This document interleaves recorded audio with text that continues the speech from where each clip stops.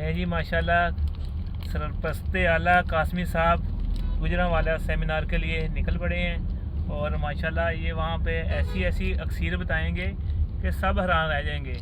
और ये सेमिनार में सिर्फ एक ही अक्सीर बताते हैं जिसके चर्चे पूरी दुनिया में होते हैं और पूरा इन लोगों को इंतज़ार होता है कि ये दोबारा कब अक्सीर बताएंगे।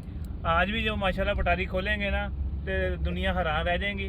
तो इंशाल्लाह अब निकले हैं तो तकरीबन हम मगरिब के टाइम तकरीबन 6-7 बजे तक पहुंच जाएंगे।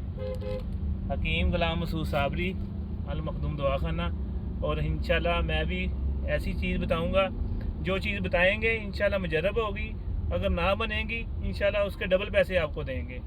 शुक्रिया, दुआ करना इंशाल्लाह खैरियत से सफ़र हो। सब आने वालों को हम खुश आमदीद कहते हैं। माशाल्लाह ये सेमिनार बहुत ज़बरदस्त और बहुत कामयाब हो गया। जी जनाब, कुछ कहेंगे आप? जी इंशाल्लाह जी हम पहुंच रहे हैं जी। साबरी साहब हमारे साथ हैं जी। इंशाल्लाह ताला हम मगरिब के करीब पहुंच जाएंगे और जनाब सन्यास रात आज लगेगी, तमाशे लगेंगे, देखे क्या बनता है वहाँ। ज़बरदस्त, शुक्रिया जी। ज़बरदस्त।